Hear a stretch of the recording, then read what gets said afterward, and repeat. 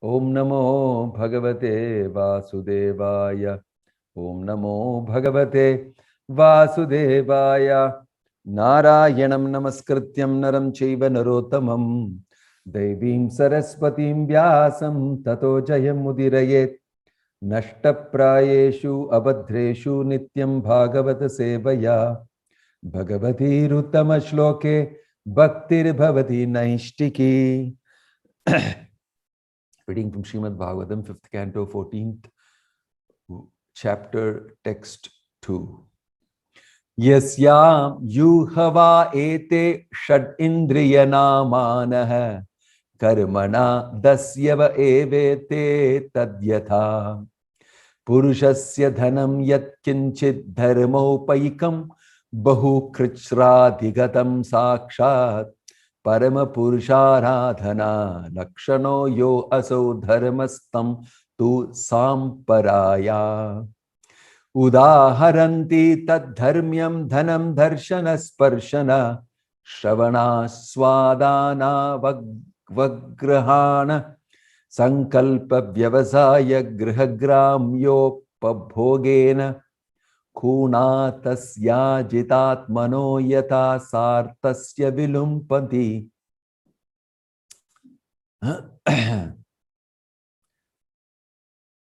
Translation and purport by His Divine Grace, A.C. Bhakti Vedanta Swami Srila Prabhupada. In the forest of material existence, the uncontrolled senses are like plunderers. The conditioned soul may earn some money for the advancement of Krishna consciousness. But unfortunately, the uncontrolled senses plunder his money through sense gratification. The senses are plunderers because they make one spend his money unnecessarily for seeing, smelling, tasting, touching, hearing, desiring, and willing. In this way, the conditioned soul is obliged to gratify his senses. And thus all his money is spent. This money is actually acquired for the execution of religious principles, but it is taken away by the plundering senses. Purport: Purvajanmarjita vidya, Purvajanmarjitam dhanam, Agre dhavati dhavati. By following the principles of Varnashrama Dharma, one attains a better position in the material world. One may be rich, learned, beautiful, or high-born. One who has all these assets should know that they are all meant for the advancement of Krishna consciousness. Unfortunately, when a person is misguided, he misuses his high position for sense gratification. Therefore, the uncontrolled senses are considered plunderers. The good position one attains by executing religious principles is wasted as the plundering senses take it away. By executing religious principles under the laws of Varnashrama Dharma, one is placed in a comfortable position. One may very easily use his assets for the further advancement of Krishna consciousness. One should understand that the wealth and opportunity one gets in the material world should not be squandered in sense gratification. They are meant for the advancement of Krishna consciousness. This Krishna consciousness movement is therefore teaching people to control the mind and 5 knowledge acquiring senses by definite process. One should practice a little austerity and not spend money on anything other than the regulative life of devotional service. The senses demand that one see beautiful things, therefore money should be spent for decorating the deity in the temple. Similarly, the tongue has to taste good food, which should be bought and offered to the deity. The nose can be utilized in smelling the flowers offered to the deity. And the hearing can be utilized by listening to the vibration of the Hare Krishna mantra. In this way, the senses can be regulated and utilized to advance Krishna consciousness. Thus, a good position might not be spoilt by material sense gratification in the form of illicit sex, meat eating, intoxication, and gambling. One spoils an opulent position in the material world by driving cars, spending time in nightclubs, or tasting abominable food in restaurants. In this way, the plundering senses take away all the assets that the conditioned soul has acquired with great difficulty. Om Tatsat. Om Agyanatimirandasya Jnananjana Shalakaya Chakshurun Militam Yena Tasmai Shri Gurave Namaha. Shri Chaitanya Manobhishtam Stapitam Yena Bhutale Swayam Rupa Kada Mahyam Dadati Swapadantikam Vandeham Shri Guruho Shri Yuta Padakamalam Shri Gurum Vaishnavamscha Shri Rupam Sagrajatam Sahagana Raghunathan Vitam Tam Sajivam Sadvaitam Savadhutam Parijana Sakitam Krishna Chaitanya Devam Shri Radha Krishna Padan Sahagana Lalita Shri Vishakan Vitamscha Nama Om Vishnu Padaya Krishna Preshtaya Bhutale Srimate Bhakti Vedanta Swamin iti namine Namaste Saraswate Deve Gauravani Pracharine Nirvisesha Shunyavadi Paschatya Deshatarine Jayasi Krishna Chaitanya Prabhu Nityananda Shri Advaita Gadadhara Shivasadi Gaura Bhakta Vrinda Hare Krishna, Krishna Krishna, Hare Hare, Hare Rama, Rama Rama, Hare Hare.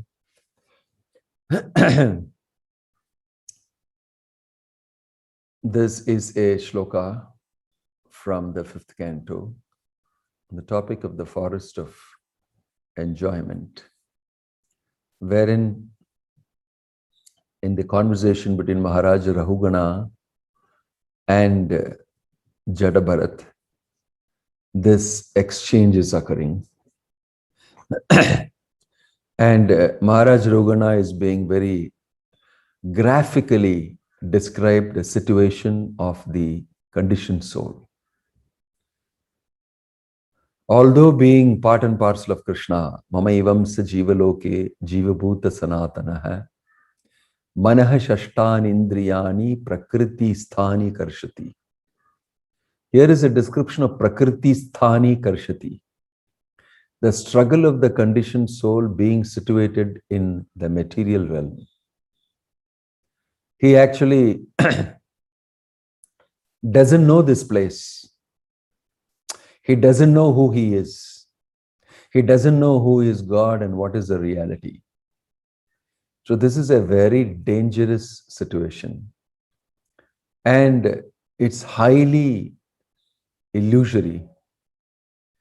But the conditioned soul roams around in this setting, assuming, thinking many things. What is his main drive is sense gratification. He blindly pursues sense gratification only. And he sacrifices many important things for the sake of sense gratification. Sense gratification is also can be understood as immediate gratification. What is immediately available for me for taking? And why do people do this immediate gratification? Is because they don't have an understanding of what is the goal, what is the vision, who are you, what are you doing here, how you should have gratification. The Shastra is not saying you should not have gratification, because by nature the soul is seeking gratification. Anandamayo bhyasat. Ananda. And he is seeking that everywhere, and it is natural because Krishna himself is the supreme enjoyer. He is the supreme enjoyer. Bhoktaram yajna tapasam sarvaloka maheshwaram. There also he is the enjoyer of everything. It's mentioned. So part and parcel of Krishna, mamaivam sa jivaloke, should also have the tendency to enjoy. But you're situated in the wrong place with the wrong surrounding, wrong facility to be able to enjoy the same way that you are due as a spirit soul. That is the problem. But the enjoying tendency is there, and you have cut off your connection with Krishna, and you are put into this material world. and you take this to be real, and you're pursuing that gratification tendency with temporary material objects. So gratification is the focus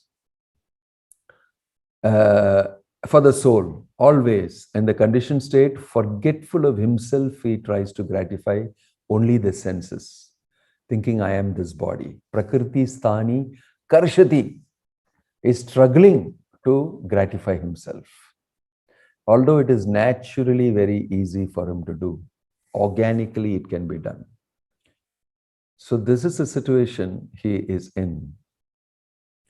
And the 15th chapter of the Bhagavad Gita also describes Urdhumulam atashakam ashvattam prahurabhyayam chandamsi yasya parnani yastam vedasa vedavit adaschordhum prakritastasya shakha gunapravridha vishayapravalaha adascha mulani anusantantani karmanu bandhini manushya Karmanu manushya. Where are they bound up inside this inverted banyan tree, the illusory banyan tree? Urdhvamulam adashakam.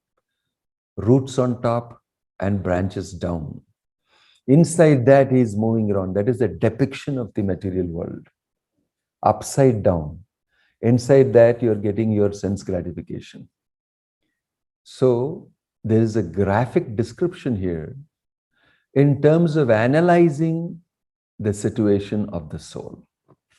And that's what is very interesting. It's interesting because you see that the spirit soul, although part and parcel of Krishna, is temporarily arrested in this situation. And he is thinking that he is enjoying. And his whole faculties and the setup that he has, that actually is working against him, his self-interest. Nate viduhu swartha gatim hi Vishnu. Swartha means what is my self-interest. For knowing what is my self-interest, you should know who am I. Then only you'll know what is your self-interest. But this is a program working on you, wherein you are made to feel that you are this body, and gratifying the senses is the prime aim of life. So you're pursuing that. It is not the real aim of life. It is not the activity that is going to give you the enjoyment that you're thinking of. So here, in the graphic description that is given, senses are called plunderers. Also, the wife and the children are also called plunderers. Plundering means taking away your treasure, the asset.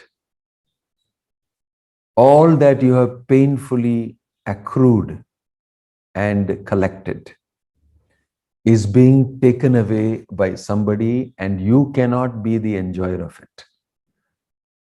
You collect money and keep, you buy assets like jewels and diamonds and everything, you lock it in the safe. Somebody comes and takes out your entire collection and enjoys it himself. So he's plundering. He is dacoiting, he is thieving and taking away your assets. That's what is plundering. What doesn't belong to me, which I want to enjoy, somebody else has, I take it out of him and I enjoy. I become a plunderer. So here, senses are compared to be plunderers. And they are plundering what? Are they plundering some asset? Yes, they are. What is that asset? That's a subtle, intangible asset.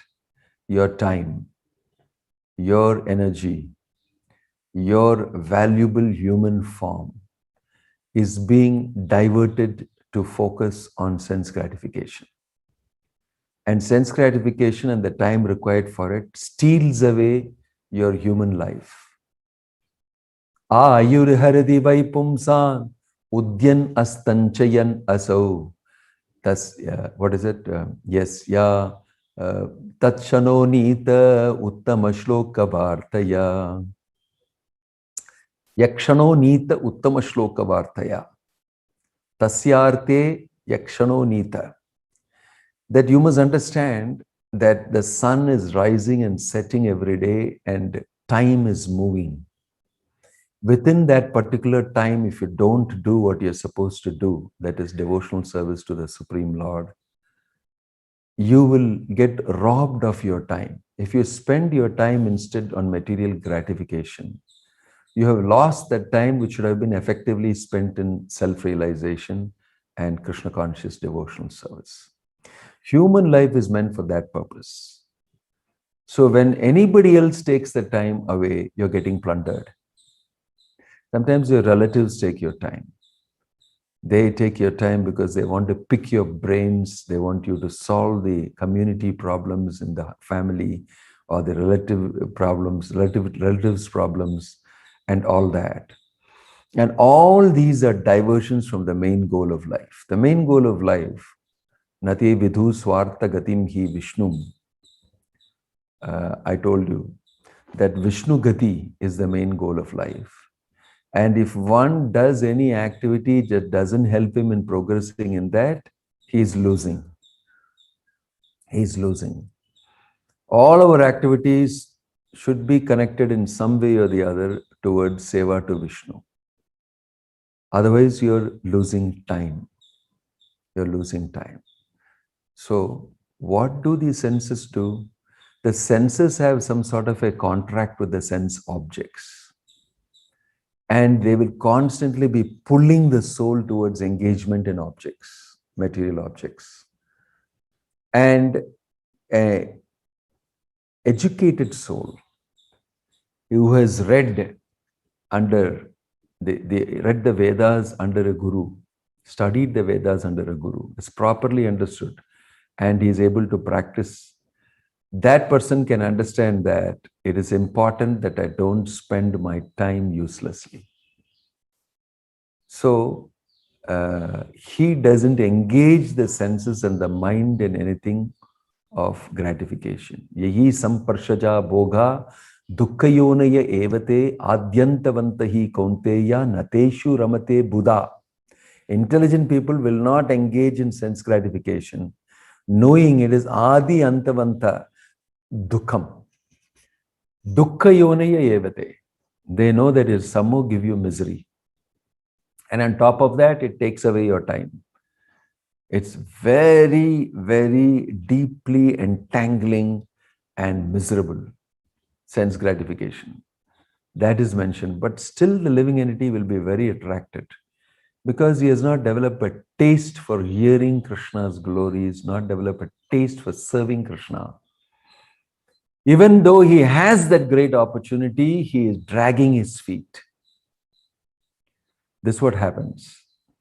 So first thing is to get the human form of life, which is very, very rare. Durlava manava janma, janama satsange.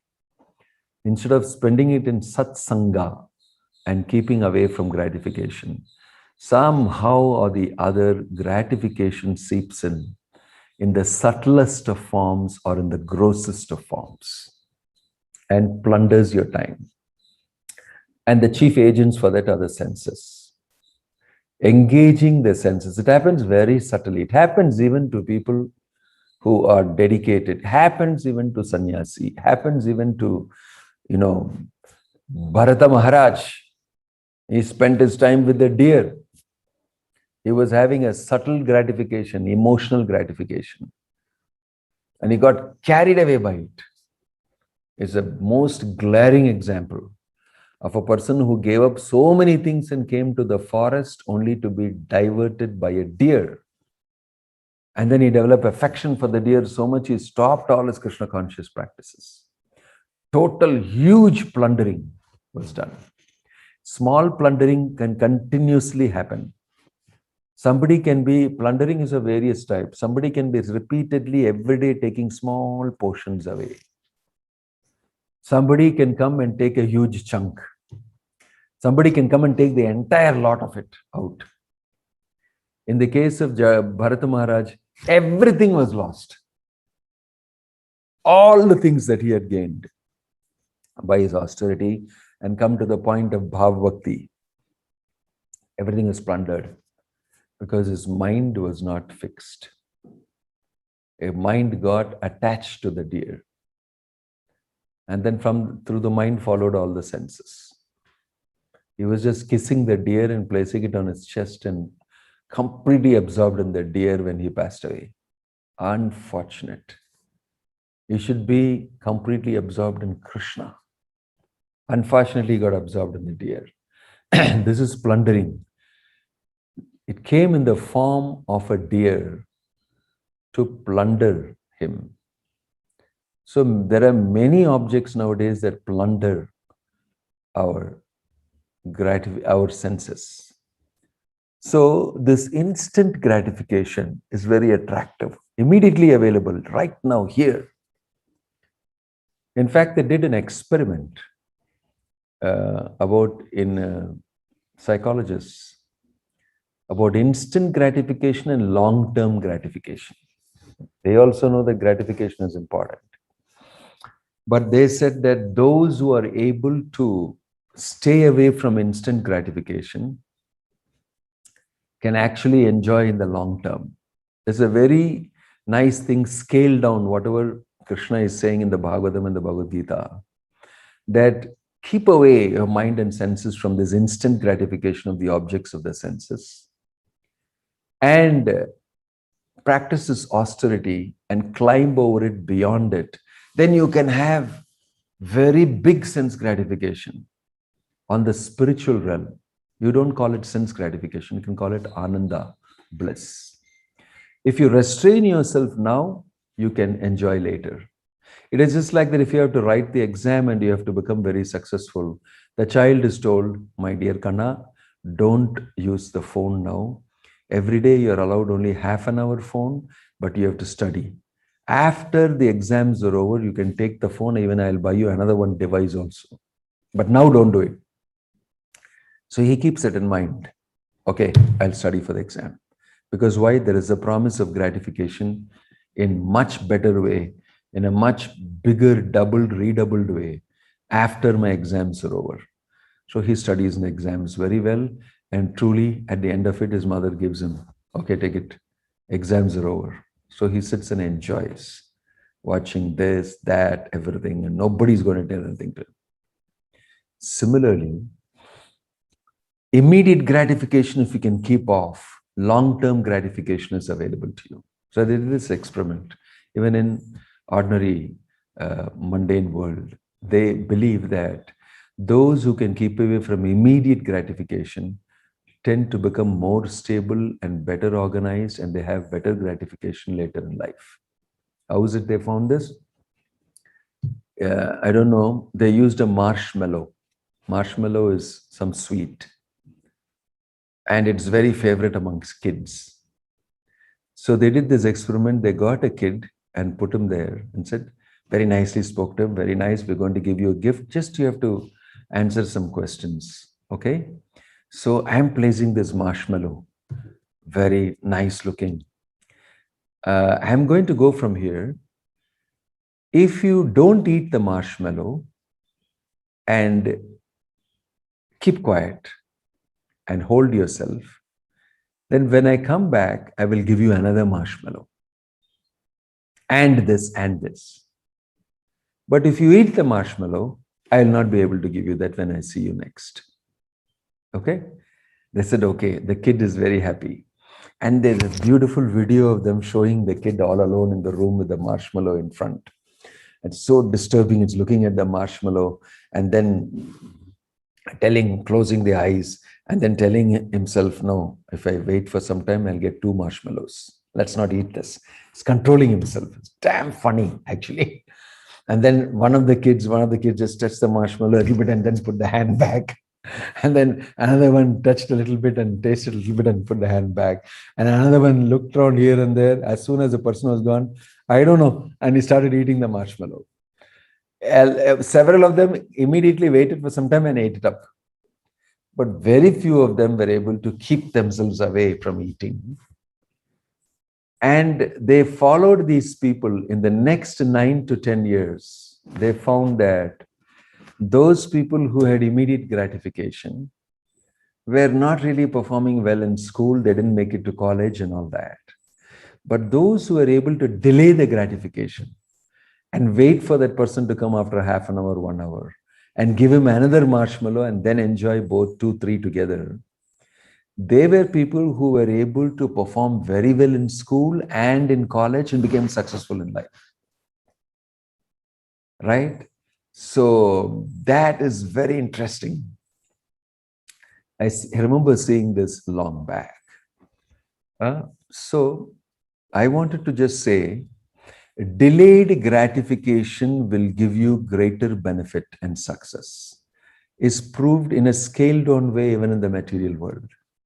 So what is being asked here in the Bhagavad Gita and in the Vedic literature is, as a human being, do not overindulge in gratification. The maximum that you can hold it back, that much you will get better gratification, many millions of times multiplied. And this is available only to the human being. So the human being, he should be an intelligent person. An intelligent person who actually does not stay away, does not have to actually sacrifice the attitude of sense gratification. He has to only understand that this is not the place to do it. I can do it in a better way later. And if he can hold himself. So this is always asked of you. So if you don't, these senses will plunder your wealth. What is that wealth? The time.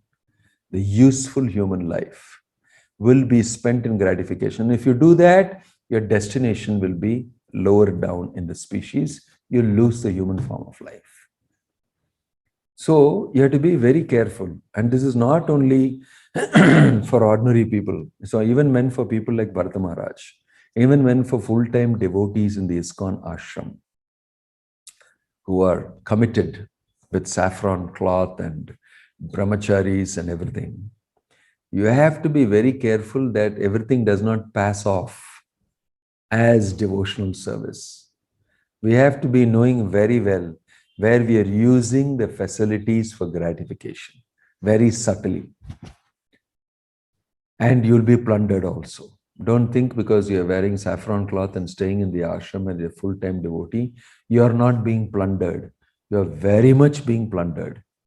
Especially if you start functioning without listening to your authority, without doing things as per instructions, and having facilities and everything which you may not be knowing how to utilize. This is a very complicated thing. In the name of Krishna consciousness, in the name of devotional service, we can get plundered. If you do not know how to use the facilities in Krishna's service, it's not an easy thing at all. It can bewilder even Bharata Maharaj. So what to speak of you and me? So unless one is tied himself up properly and is willing to go through the austerity of listening to somebody else, an authority, it is very difficult to control yourself from not having this subtle gratification or even gross gratification. Like simple thing, you can overeat on prasadam. In the temple, you have an opulent prasadam arrangement. Yesterday, I was just speaking to my assistant and I was eating prasadam. I said, so many sabjis, Lord Jagannath is looking after me. But sometimes I feel that I don't want to eat this. I'll taste everything little bit. And I want to eat only buttermilk rice and this thing, but I will eat the vegetables and like that. I was just committing to him and saying that I don't think everybody at home are eating like this. So I asked him, do you eat like this at home? He said, no, at home only one sabji. One sambar, one sabji, buttermilk. That's all. We don't eat like this. And he was saying that with a strong element in it. I don't eat like this. We don't eat like this. It's only you are eating like this. And for a moment, I felt that, wow, I'm eating every day like this. And I can get used to it. Then after a little bit of thought, I looked up and say, actually, I've been spoiled. I've got myself spoiled by continuously eating this Mahaprasadam every day. Raghunath Das Goswami knew that this will spoil me. And although Lord Chaitanya Mahaprabhu kept him with him, he's a Zamindar's son, and he said, Damodar, Swarup Damodar, please look after him. I hand him over to you. He is called Swaruper Raghu. Hereafter belongs to you. Give him all the advice and everything. Right now he has come a very long way. Let him have some nice prasadam. So the whole plate of Chaitanya Mahaprabhu, after he ate, very little he eats, he is given to him. It's a lot of prasadam. He ate it. 1 day, 2 day, 3 day, he ate it. After that, he left the place. Because he thought that, why, I didn't come here every day to eat a meal like this. What will happen to my spiritual life if I eat a meal like this every day? And I didn't come here for this. I could have very well got these things in my home. I'm a Zamindar's son. And at my beck and call, I would have got. I didn't come here for this. So he started going and begging in the Simhadwara gate in front of Jagannath. And there he was begging. Look at this, how he has managed very well. There he was begging, and there also he left. He said, this is also not good, because it's very disturbing to wait and expect.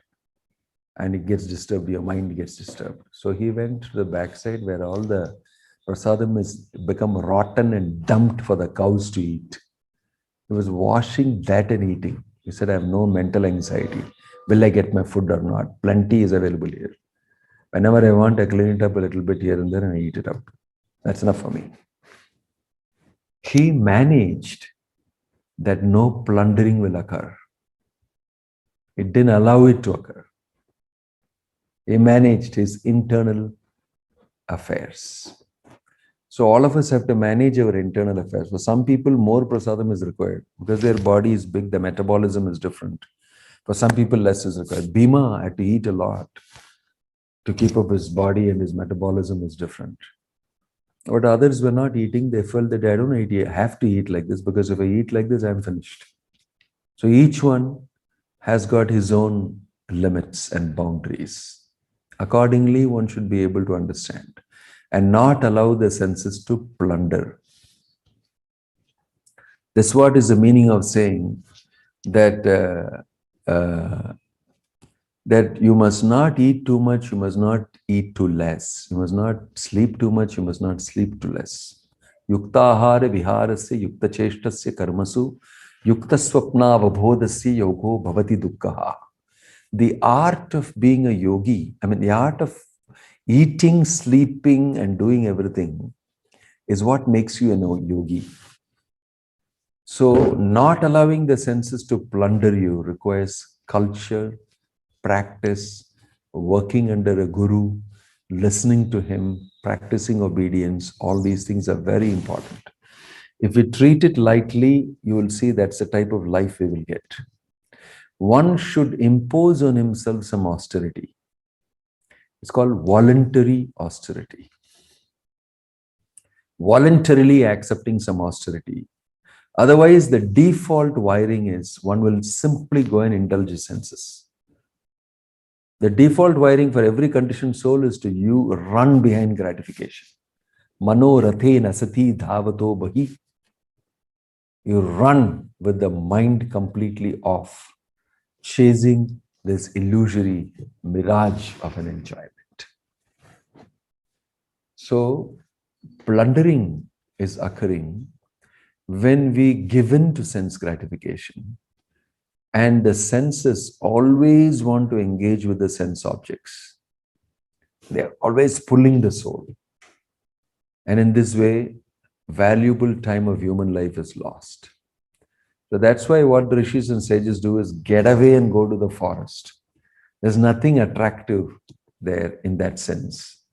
To engage the senses. It's peaceful, it is sattvic, it is very nice, and the birds and the beasts, they are very supportive of sadhus. And there, nothing crazy can happen unless Indra sends apsaras and everybody like that. So you can focus away from any temptations, away from any other distractions. But even there, if you don't focus on Krishna consciousness properly, then even a deer can spoil your whole spiritual life.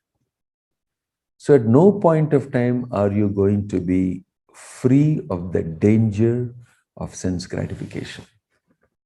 You must be vigilant and consciously, mindfully not engage in sense gratification and engage in devotional service. Material nature is going to do everything possible to keep you engaged in sense gratification so that you can be stuck in the material world. But the goal of life is to become free from material influence. So this is a real tangle. A devotee, by understanding that these same things which are used for gratification, let me use it for the gratification of Krishna. Hrishikena Hrishikesh Sevanam Bhakti Ruchate. What I am doing all this time, using my body and my senses and the objects for my pleasure, I will use my body, my mind, my senses, and the material world and its objects in serving Krishna and making Krishna pleased. If it turns around like that, that person is intelligent. That person is intelligent. Right? So, nateshu ramate buddha. That the intelligent people are not interested in engaging with this. So, what we see today is all based, the whole world is based on sense gratification only. They have decided not even strain themselves to put themselves in varnashrama, put themselves in religious boundaries or anything, moral, ethical boundaries. They said, just do whatever you want to do, enjoy how you want. So this is a wild society which perpetuates and perpetrates sense gratification in a big way. And Bhagavad Gita is telling us, no, don't do it.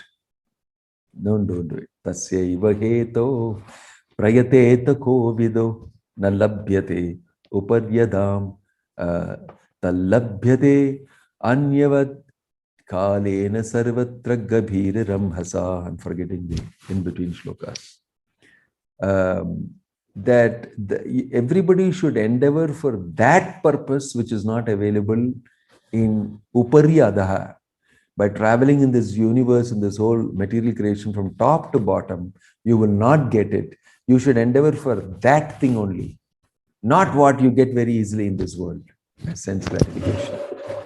So although we are here in the world of objects, in the world of matter, we are asked not to become entangled in matter, but ask for something greater and beyond this. Taseva heto prayate kovido nalabhyate brahmatam uparyadaha tallabhyate anyavat sukham khalena sarvatra gabir ramasa.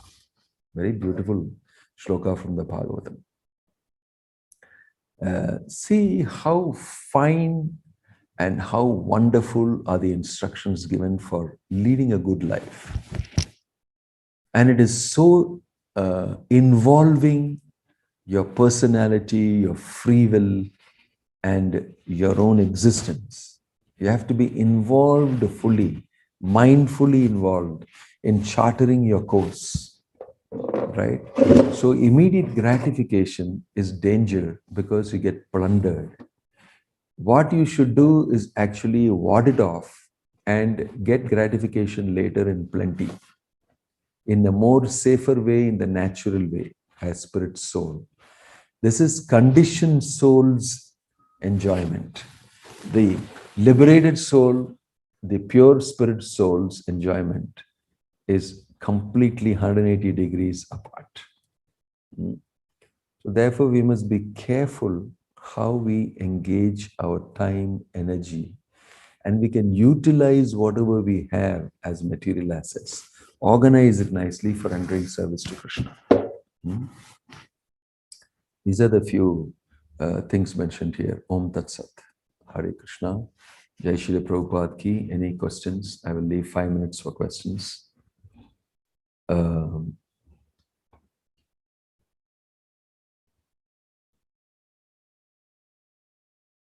Any questions?